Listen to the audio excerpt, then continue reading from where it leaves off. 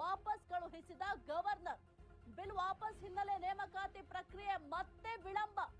ಸ್ಪಷ್ಟೀಕರಣ ಕೇಳಿ ಬಿಲ್ ವಾಪಸ್ ಕಳಿಸಿದ್ದಾರೆ ಗವರ್ನರ್. ಖಾಲಿ ಹುದ್ದೆ ನೇಮಕಾತಿ ಪ್ರಕ್ರಿಯೆ ಮತ್ತೆ ನೆನೆಗುದಿಗೆ.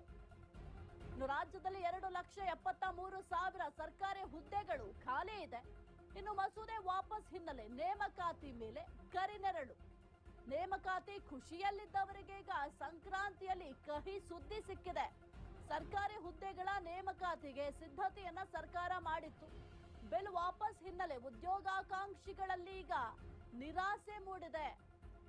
ಇನ್ನು ಮುಖ್ಯವಾಗಿ ಈಗ ಎಲ್ಲರೂ ಕೂಡ ಆಸೆ ಪಡ್ತಾ ಇದ್ರು, ಒಂದು ಸರ್ಕಾರಿ ಹುದ್ದೆಗಳ ಆಕಾಂಕ್ಷಿಗಳಾಗಿದ್ರು.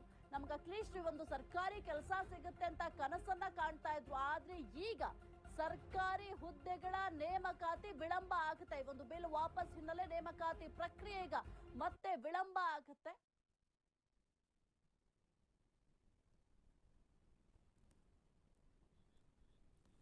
ಎಸ್ ಕುರಿತು ಹೆಚ್ಚಿನ ಮಾಹಿತಿ ನೀಡ್ತಾರೆ ನಮ್ಮ ಪ್ರತಿನಿಧಿ ವಿವೇಕ್. Very good morning. ಸದ್ಯಕ್ಕೆ ಬಹಳ ಆಕಾಂಕ್ಷಿಗಳಿದ್ರು ಈ ಒಂದು ಸರ್ಕಾರಿ ಹುದ್ದೆಗಾಗಿ. ಆದ್ರೆ ಈಗ ಈ ಸರ್ಕಾರಿ ಹುದ್ದೆಯ ಆಕಾಂಕ್ಷಿಗಳಿಗೆ ಈಗ ಒಂದು ದೊಡ್ಡ ಶಾಕ್ ಎದುರಾಗಿದೆ. ಇನ್ನು ಮುಂದೆ ಈಗ ಸ್ವಲ್ಪ ನೇಮಕಾತಿ ಪ್ರಕ್ರಿಯೆ ಕೂಡ ವಿಳಂಬ ಆಗುತ್ತೆ. ಏನೆಲ್ಲ ಅಪ್ಡೇಟ್ಸ್ ಇದೆ ಈ ಒಂದು ವಿಚಾರಕ್ಕೆ ಸಂಬಂಧಪಟ್ಟಂತೆ ವಿವೇಕ್?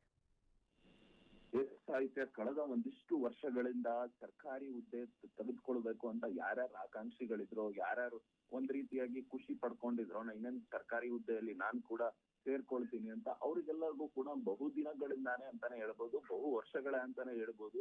ಆಗಾಗ ಒಂದಿಷ್ಟು ನಿರಾಸೆ ಆಗುವಂತ ವಿಚಾರಗಳು